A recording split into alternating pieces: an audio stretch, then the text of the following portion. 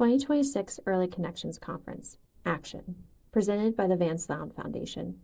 The title of this presentation is Navigating How to Individualize Support for Children with Autism Spectrum Disorder and Cerebral Visual Impairment. Hi, everyone. We are Riley and Sylvia, and we are presenting on navigating how to individualize support for children with autism spectrum disorder and cerebral visual impairment. Just to start, a little bit about myself. First of all, I'm just so grateful to be standing here. I'm a first-year teacher at Perkins, and I'm just going to quickly talk about my experience. Ever since I was about 7 years old, I knew I wanted to teach. I didn't know in what capacity, but I would sit my little sister down and teach her ABCs and 1, 2, 3s against her will. And with that being said, though, she is thriving at Penn State, and I am taking full credit for her academic success. As I got older, the interest in being a teacher stuck with me. It really started to take shape, though, when I was in high school, and my soccer coach, who was also the adaptive PE teacher, asked me to be a TA in her gym class. I had no background with special ed at the time, but I knew that my uncle was diagnosed with cerebral palsy in the late 70s, and that was a really hard time to have a disability. I did the gym class, and I absolutely loved it. I found my passion, and I knew that I was meant to be in special ed. The experience from the adaptive PE class really was a turning point for me. From there on, I knew anything I was doing from that point on was going to be in special ed in one way or another. I got a job as a teaching assistant at a school very similar to Perkins, just in New York State. And I ended up being the lead TA. And that whole 3 years I spent there really showed me a different side of education. I was able to foster inclusive, individualized, rapport-driven, and just really impactful work. After my 3 years at that school, I moved to Boston, and I started at the New England Center for Children, which is an autism education and research center. The 3 years I was there, I spent on the intensive treatment team, which is a heavily clinical and behavior support residence. I then moved to the youngest residential team for my last year there, and I absolutely loved it. Now, here I am at Perkins. I'm a teacher in lower school, and I'm honored to teach 4 wonderful students that are between the ages of 11 and 15.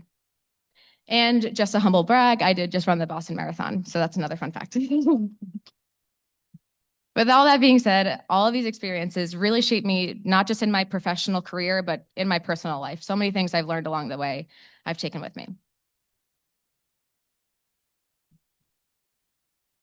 All right, so enough about me, but moving on to grounding us in autism. According to the Diagnostic and Statistical Manual of Mental Disorders, 5th edition, text revision, the DSM-5, autism is a neurodevelopmental disorder, meaning it affects how a person develops in areas like communication, social interaction, and behavior.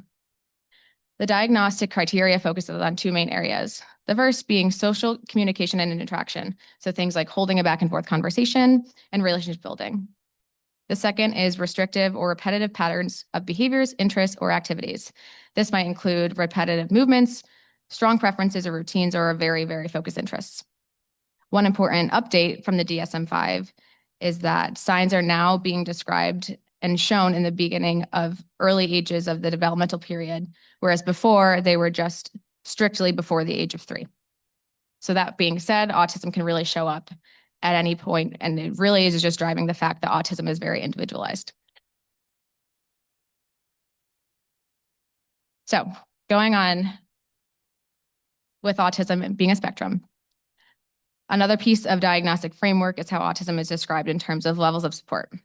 The levels of support are really about the amount of support the person needs and not about their ability or their potential. Level 1, some individuals may have notable social differences, especially without support. They're often able to communicate and interact, but may not be as natural or as fluid, and they may struggle with flexibility or unexpected changes. Level 2, those differences are more apparent, even with supports in place, with that being support at school or support with another adult. Communication challenges, those could both be verbal or nonverbal, and they're more significant, and their restricted or repetitive behaviors may interfere with their daily life. Changes in routine can especially be difficult. Level 1 and level 2 are, if any of you watch Love on the Spectrum, those are the types of characteristics that you would see from level 1 and level 2. And then level 3, individuals will have more substantial support needs. Communication differences are a lot more pronounced. Social interaction may be very limited, and there may be behaviors that impact safety, requiring intensive and ongoing support. And that picture is one of my previous students, Eliza. She has level 3 autism, and she is one of the best people I've ever known in my entire life. Anyways, but it's really important to remember these levels are not fixed labels. They're just a way to guide support and a person's needs to help them grow over time.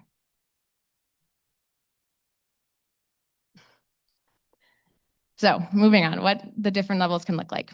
Some may benefit from structured routine-based learning environments where there's a clear and predictable structure to their day. There might be a sense of consistency that make a big difference in helping the student feel comfortable and ready to engage.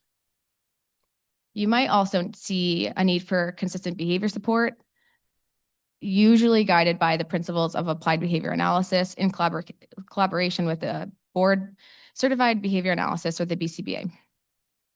The BCBA will ensure strategies are individualized, data informed, implemented, and consistently utilized across environments. That consistency can really make a big difference in helping the student feel more secure and ready to engage and learn. Alongside BCBA, it's really important to use co-regulation. This means that before a child can learn to regulate on their own, they will rely on someone else, typically an adult or a teacher in the room, to help them calm down. A lot of that can be like modeling behaviors. So if you want the student to try to take deep breaths, sitting next to them, taking deep breaths can make a big difference. So using our own regulation, tone of voice, body language, predictability, and our relationship will help bring that student, their nervous system back into place. So then learning can be possible. That picture is one of my current students, Ellie, who we'll talk about in just a little bit.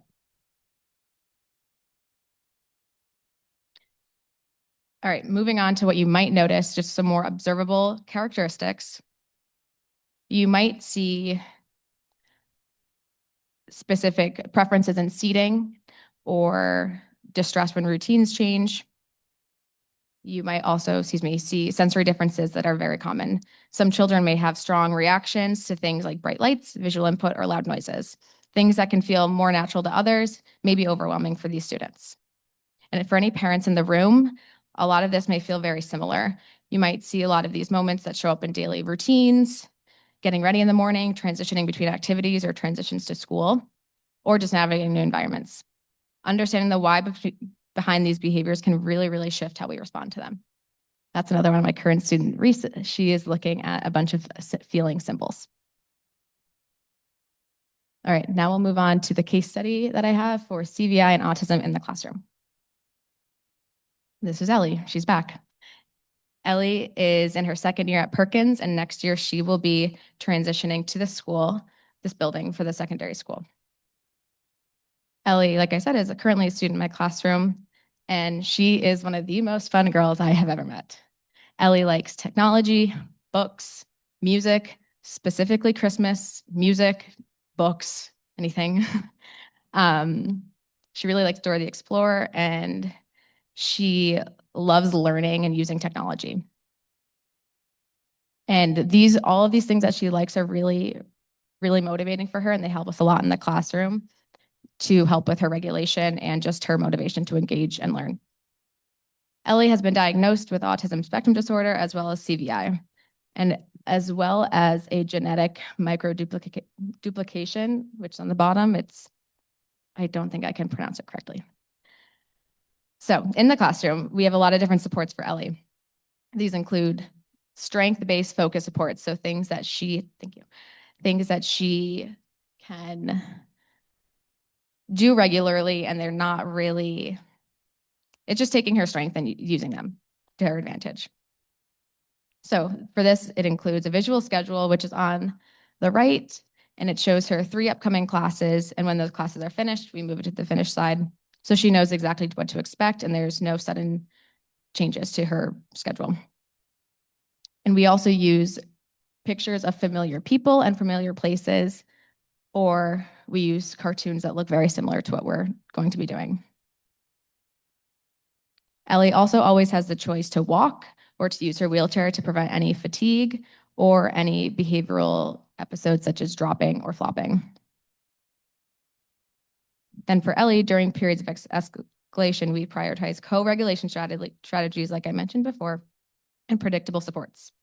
This includes access to preferred music, such as the song called The Mad Song by Daniel Tiger. If you know, it's stuck in your brain. We use a lot of positive self-talk that's either modeled by us on her team, or she has an app on her device that walks her through positive self-talk, such as, I can do hard things, I will be okay, I can stay safe. And if Ellie ever needs to take a break or request a break, we can always honor that. Across the day, Ellie benefits from small class sizes with familiar peers, clear and consistent directions, and highly predictable routines and expectation. Her support plan is also informed by her CVI assessment.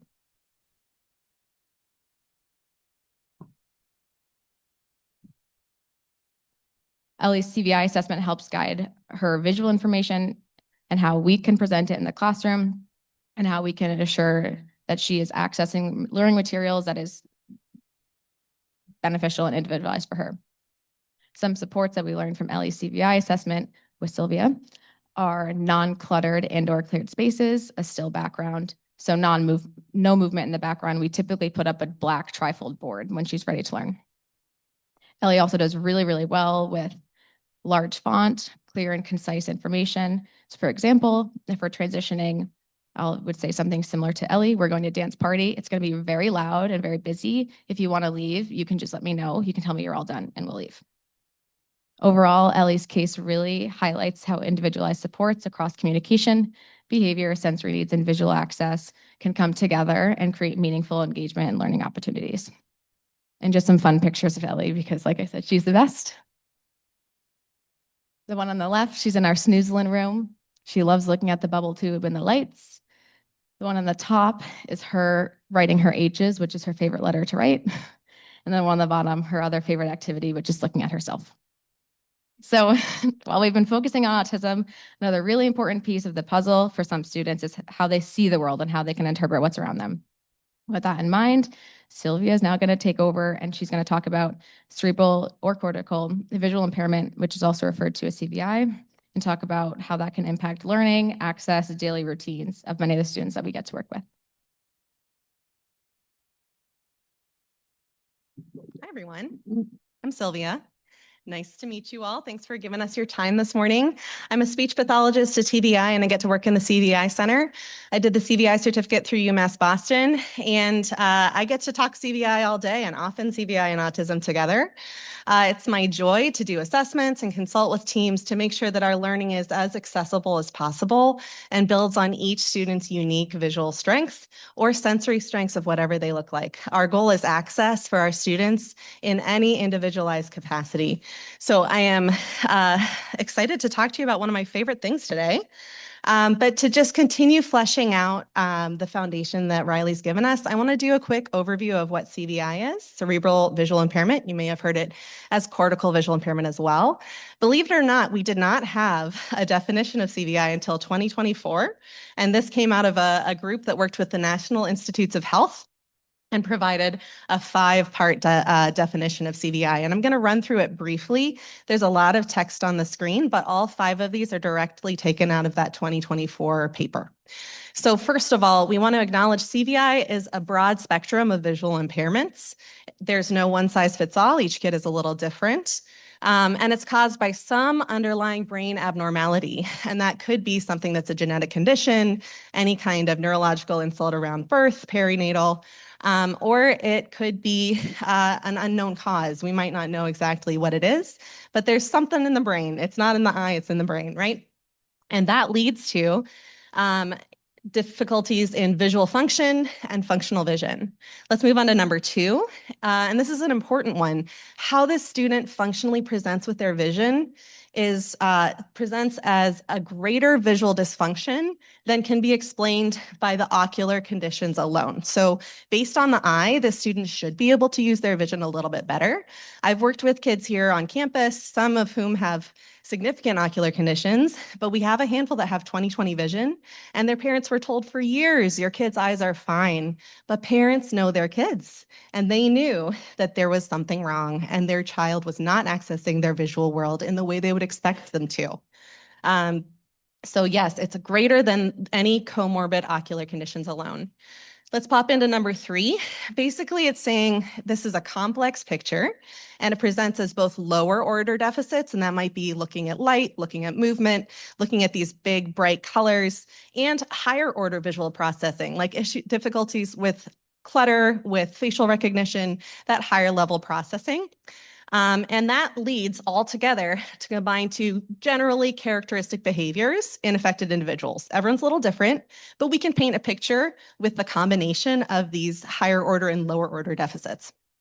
And although CVI might be comorbid with a lot of other neurodevelopmental disorders, this is an important one. CVI is not primarily a disorder of language, learning, or social communication, and that is directly related to our topic today. That is saying autism and CVI co-occur. They do not fully explain each other. There's no way that they can fully explain the deficits of each condition or just the profile, the neurological profile of each condition. And that was put in there explicitly because folks have claimed that either diagnosis doesn't exist. We've had this funky situation where sometimes there have been people who have said, there's no autism, it's all CVI. And some people have said, there's no CVI, it's all autism. And the experts came together with the NIH and said, nope, these co-occur. They can't fully explain each other. And we're going to break that down further today.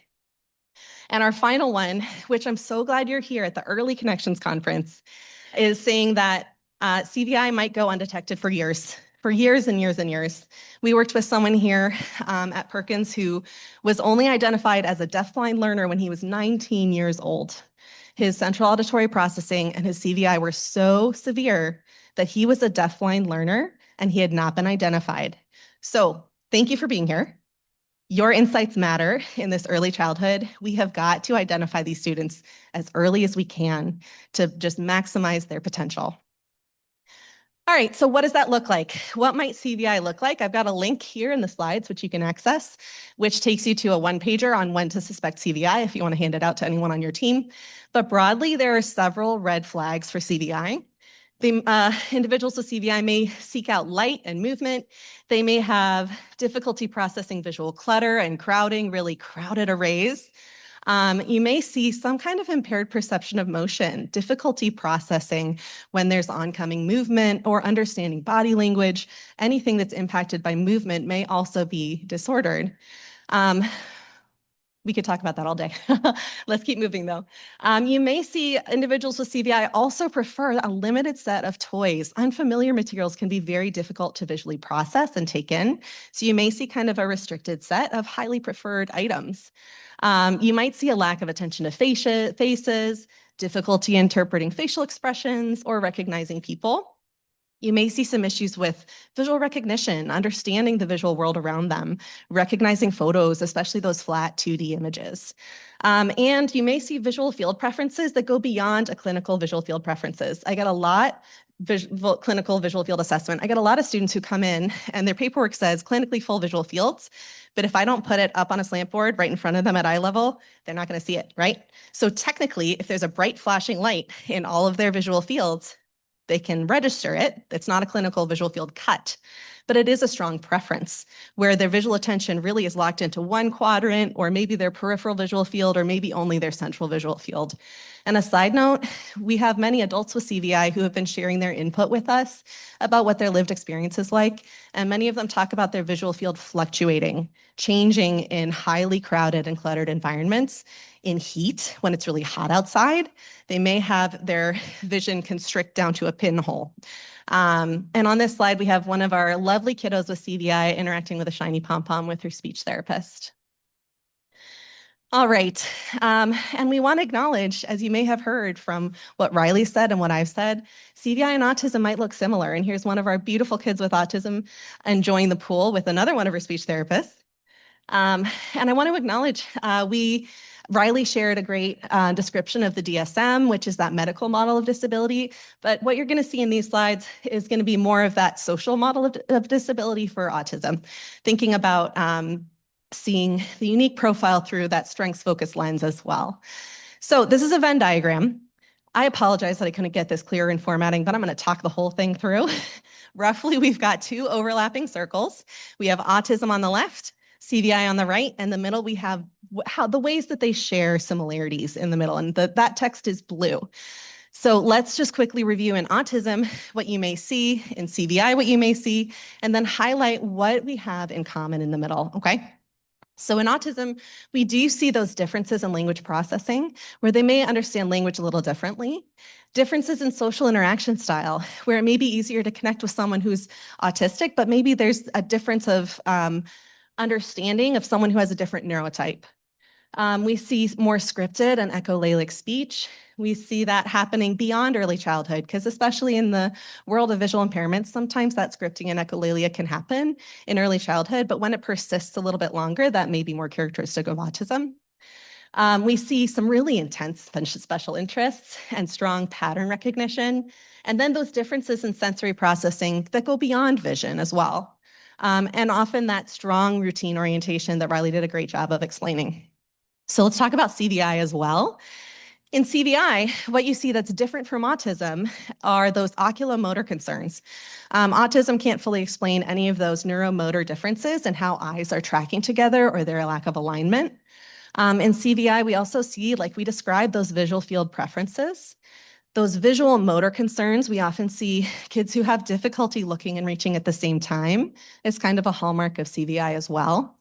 And then in CVI, we see a strong impact of light, right? It can strongly attract your attention, but some of our students are also very light sensitive. And sometimes that light gazing can increase when they're tired. So there's a lot of different ways that light can impact an individual with CVI. And again, there's that impaired perception of motion in CVI and that impact of clutter that we've been dancing around all day. We also see that visual recognition issue, and color plays a critical role in CVI, which it doesn't necessarily play the same kind of role in autism.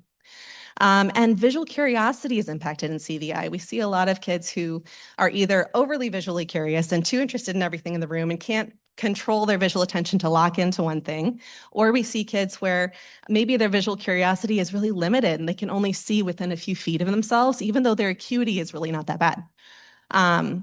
So these are the differences, but look at how much we have in common in the middle. And this is where the water gets muddy, but we're going to talk about it more. So what do both autism and CVI share? We see differences in visual attention, right? Both kids with CVI and autism may not look where you expect them to look, and it might be for different reasons, but their visual attention just might not look the same. We see facial recognition concerns or differences in an ability to recognize people, maybe more of a reliance on tone of voice than facial features. We might see delayed processing or a need for wait time with visual stimuli. A lot of kids with CVI need an extra beat to process and recognize the world. And we see on brain scans a lot less robust myelination of their white matter tracts, which means things are moving a little slower and they need a little bit of extra time when it comes to visual processing. There's a high demand on executive functioning skills because in both of these conditions, you're living in a world that's not designed for you. And you have to know how to spend your energy, how to understand visuals that aren't put together for you, how to adapt in a way to unexpected materials that you wouldn't have expected in your routine-oriented manner.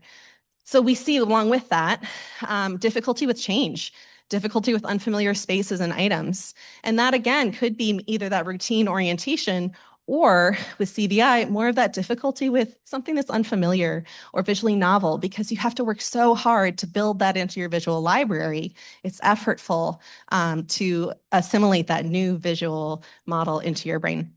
We see sensory integration impacting visual access. Kids who have a hard time looking at items when they're hot, when they're tired, when they're cranky, when it's loud.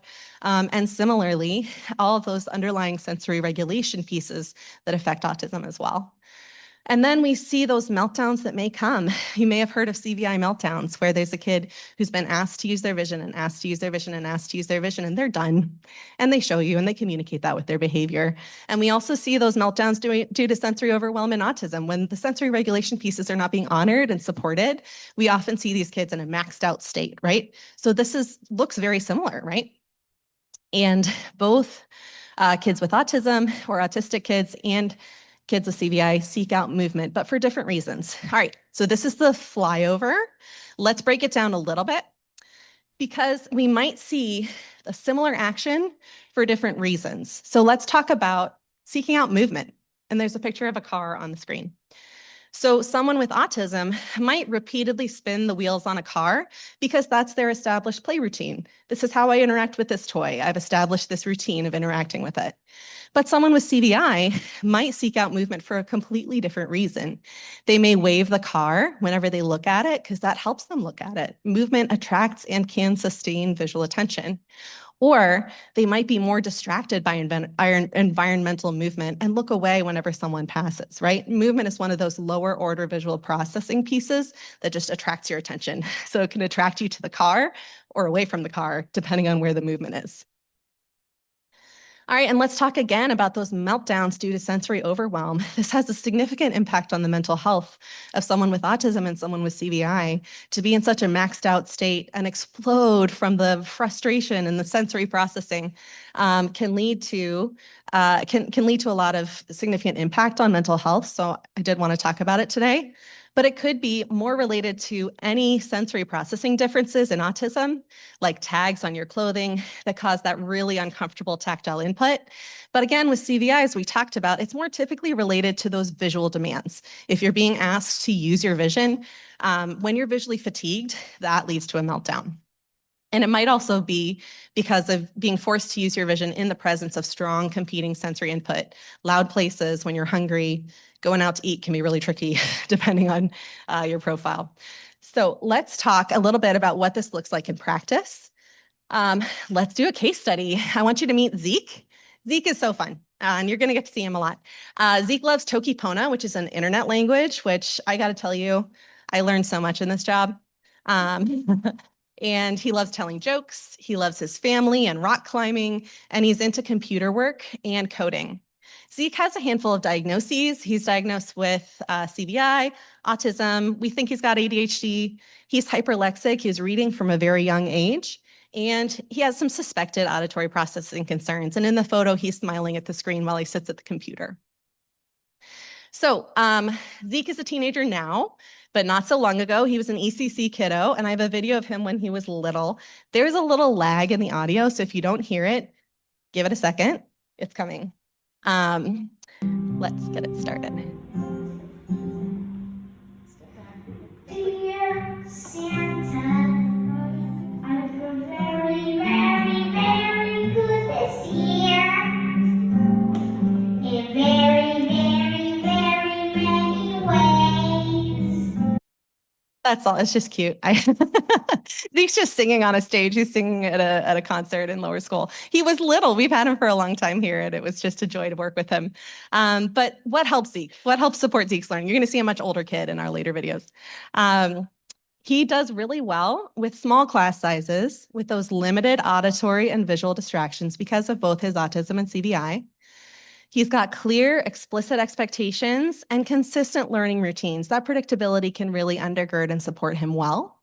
He does well when he has support for his sensory needs and his overall regulation, and that predictable learning environment that's organized and tailored to his unique visual needs is really helpful. But at the end of the day, we need to find out more from the students themselves, right? Assessment dictates recommendations. We cannot know what exactly is going to support this child unless we do a thorough assessment. And this has got to be interprofessional. We need OTs looking at this kid, speech pathologists, PTs, classroom teachers, BCBAs, and teachers of the visually impaired. And there's a picture of Zeke leaning on the table doing some work, doing some writing. So let's watch some videos together and pull some recommendations out of those videos. And let's let Zeke show us what he needs. So here in the back of your mind, as this video goes, what does Zeke look at And what does he say about looking for things? So let's watch and listen. I'm gonna go grab some stuff for your other activity. Do you have a preference, Zeke? Do you want to do some animal sorting, or do you want to do an image search with a paper and a pencil? Image search. You wanna do I mean, I'm not good at searching things. Maybe animal sorting. Okay, cool. Great. Good to know. Unless it's searching things on the web. Oh, gotcha. And I can find them easily. Hear that? I can find them easily. Do you like looking at that light? Yes, I kind of like looking at that light. In fact, I've been looking at that lights ever since I was a baby. Oh, Don't yeah? know why. Oh.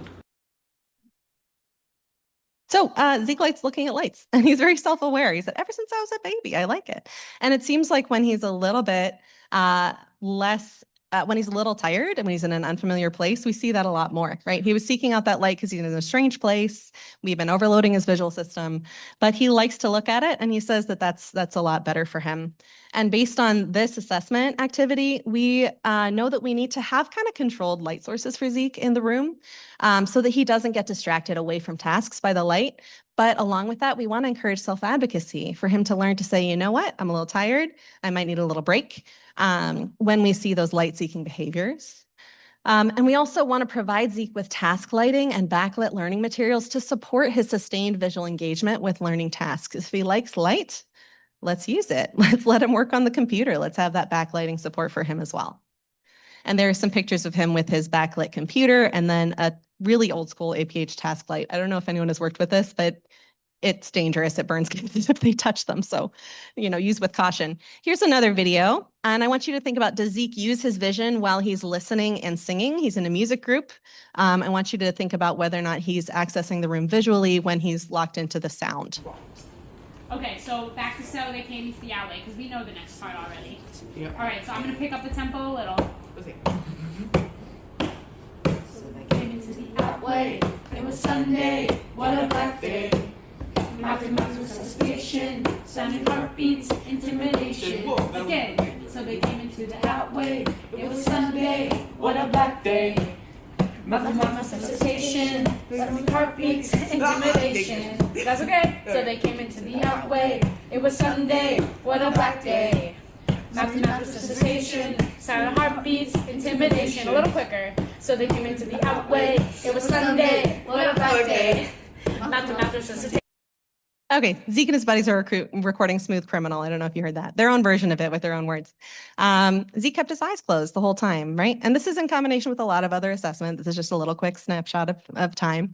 But when he was listening really hard, his eyes were closed, right? So our recommendations from this are, again, help Zeke learn to advocate for himself by deciding when he can use his vision versus his hearing. Zeke, at the end of the day, is the expert on his own body and his own system, and he's a teenager. And we want him to be able to learn to opt in to what is best for him in that moment. So for example, he could say, you know what, it's loud in here. My eyes are really tired. Can I listen to this article instead of reading it for ELA today? And he's also a Braille reader, so maybe can I have it in Braille instead? We also want him to continue to learn assistive technology like Zoom text and screen readers to support his alternative access to visual information. And when giving Zeke learning tasks that require focused visual attention, we have to limit distracting sounds in the environment. So broad themes. What does this all mean for our kids and for your kids? Assessment, again, must dictate instruction and intervention. There's no one size fits all in this demographic, so we have to individualize and work together as a team to get the right outcomes for each student. We need strengths-based, student-led instruction. So how do we help each unique student with CVI and autism thrive and grow into their full potential? And we need collaboration. Each student is unique and benefits from the support of an interprofessional team to ensure a holistic educational experience. With that, we support their sensory needs, their unique communication profile, specific visual accommodations, and so much more. So to close out our presentation and open up the Q&A, I want Zeke to give us his final thoughts. So let's listen to Zeke's thoughts on his brain. The latest build I'm creating is like what my build looks like, what my mind looks like in terms of the inside-out universe, which is, when I think about it, it's ridiculous. My mind is ridiculous. Mm-hmm. It's it doesn't have any. It defies. It doesn't really like. It doesn't really have any conformity whatsoever. It's just nonsense and brain rot all around. I think You find nonsense and brain rot all around. I don't think you have any brain rot, Zeke. You have a great mind. Yeah, I do have a great mind whatsoever, but I think my world is very big. I think my world is very big. I think his world is very big too. We will take in-person audience questions first and then take questions from the Zoom audience. And if you're attending in person, please raise your hand and we'll bring a microphone to you. If you are attending virtually, go ahead and enter your question into the Q&A and we'll get to it. And if we do not have time to answer all the questions, we will do our best to follow up with answers after the conference. Thank you so much for your participation, and we're here to have more of a dialogue.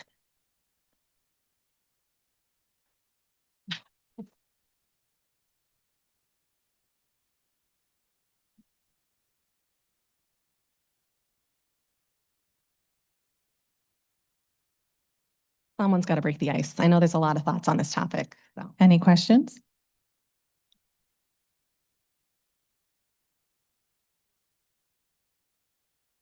Oh.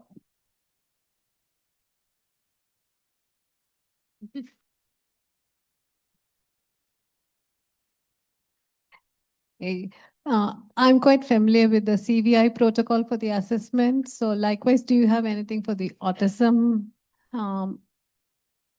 What Or- kind of, go ahead, please. For the assessment of CVI, you do follow the protocols, right? For the Perkins protocol or whatever? At this point, yes, we do. Yes. So Mhm. for the autism, do you have any protocols for similar assessment, or did you follow anything to compare?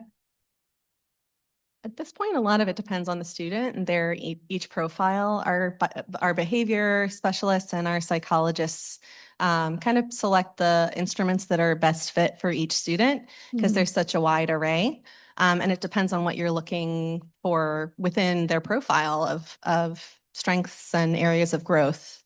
So I don't have a specific answer for you because there's a lot of different things we might do. Do you have any other things to add to that, Riley? Just make this a little bit shorter. The only thing I could think off the top of my head is, aside from seeing a pediatrician or a doctor to get more of that medical DSM-5 diagnosis, what we're really grateful to have at Perkins are really educated and talented school psychologists who can always try to push for more of an educational diagnosis. But it's usually, from what I have seen in my experience with my students, it's more coming from the medical side. Okay. Thank you.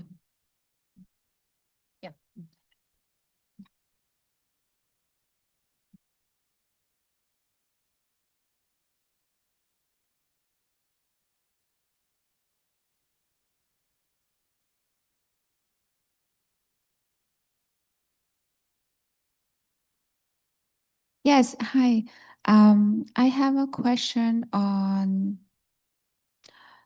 the vision get tired so easily. Why? What are the strategies that you've been using that's helpful? In what way the parents and the educator being supported to the child with vision being so easily fatigued? Thank you. It's such a great question. So how do we work with students to reduce their visual fatigue? Again, it's going to come down to each kid's needs, but we want a really strong assessment by a teacher of the visually impaired looking at their sensory channels, a learning media assessment that identifies if vision is very fatiguing for them, what sense is strongest for them? Are they necessarily a vision first learner, or are they more of an auditory learner who's going to do really well with more auditory based instruction that reduces some of the need for visual input and heavy work? I want to call out, there's been some recent research in the last couple of years that shows a really strong correlation between visual fatigue and visual clutter, that the more cluttered our learning environments are up on the walls, and it's difficult because as instructors, as teachers, we're taught to make language-rich environments with print everywhere.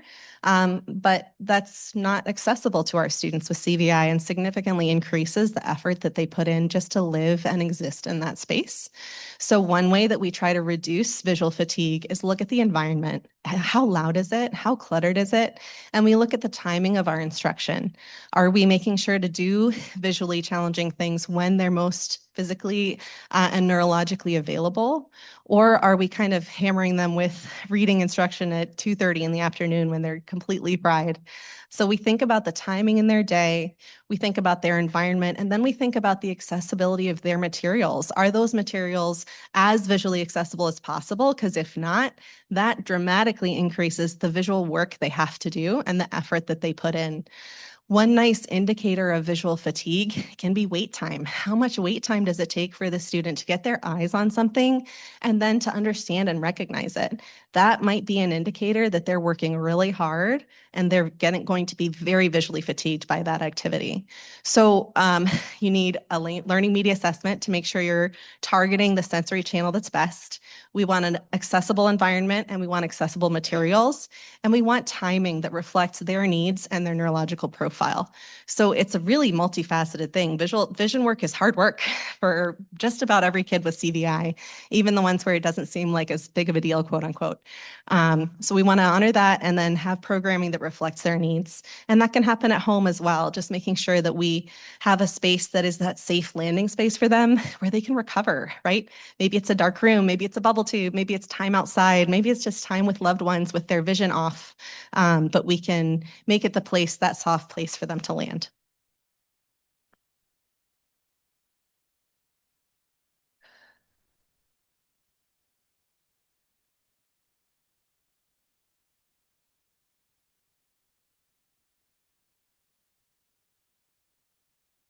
Thanks for using the mic, everybody. It's enabled us to stream in Spanish and ASL, so this is how we're doing it. So thanks for your patience. I have 3 questions for you guys. Perfect segue. You ready? I'm curious, what tactics have you used to encourage Zeke to essentially stop using his vision and rely on his other senses to take a break? Oh my goodness. Zeke did it himself, to be honest. Zeke knows. I have videos of Zeke in gym class, and he goes over into the corner and he takes his glasses off and he puts his head in his hands. And so for him, he didn't need a ton of encouragement to turn his vision off because he was doing it for us. So a lot of the times when we see students who are needing to turn their vision off for a visual break, they're kind of already doing it because they are fried. But so Zeke didn't need it. But sometimes kids can get into that overexcited kind of upper dysregulatory. They're excited and silly and getting maybe a little aggressive. And in that moment, sometimes we do need to encourage kids just into the right space that has no visual demands, right? Into a darker, quieter space where they can have their favorite things. And in that way, they can turn off the visual demands. So some of it also relates to whether or not we're placing those visual demands on them in the moment. Great. Thank you. I have 2 more. Thank you for your wonderful sharing. Just out of curiosity, for children with both conditions, which condition typically presents itself first, CVI or ASD? As a professional working in education, may I please find out who are the professionals I should ensure that we have at the table to have a comprehensive assessment and understanding of the child? Example, OT, TVI, pediatrician, doctor, anybody else you can recommend? Great question. This is the $1 million question. Right. I see one of my friends who's a school psychologist in the room who might have more answers than I do. But each kid has their own timeline. I think it depends on if you know what to look for. It depends on what you see first. I think that our understanding of both CVI and autism is that they're neurotypes, that this exists in their brain often from the time that they're born. And so it could present itself in just a different learning trajectory and different developmental milestones. But sometimes we see with CVI may be acquired. It could be acquired as a result of stroke or brain injury, car accident, shaken baby syndrome, things like that. So in that way, of course, it wouldn't show up until after the event. But we do need a multidisciplinary team. If you're looking for assessments of different kinds, a neuro-ophthalmologist or an ophthalmologist or an optometrist can diagnose CVI. Not all of them are comfortable with it. So we have a doctor directory on the CVI Know website of physicians who have said, yes, I'm comfortable diagnosing this. So you can always refer to that if you're looking for resources there for a medical diagnosis. And at the table, you really do want OT, speech, TVI, a strong classroom teacher, and the parents have to be at the table as well. Parents know their kids, and we have research showing that parents are really excellent reporters on their child's visual functioning specifically. And Riley, what would you like to add for an autism diagnosis? I probably would have said the exact same thing. It's tricky, you know, because what comes first? They say the chicken or the egg, what comes first, right? But I think maybe because of research, you might try to argue that you can see autism first. But at the same time, now with a lot more CVI research, I think it's tricky, but I agree with what Sylvia says, that I think a strong team to have with you are a pediatrician, neurologist, ophthalmologist. Of course, the parents should be there. And if your child can be there, I think they should be there because they're an important part of what they are living and can advocate for themselves every single day. And I would just add a neuropsych for the autism diagnosis. And both can be diagnosed before one. Both CVI and autism have been diagnosed before one. So if you are working with professionals who are comfortable with it and know what to look for, they might be able to get very early diagnoses, but it does depend on their level of comfort.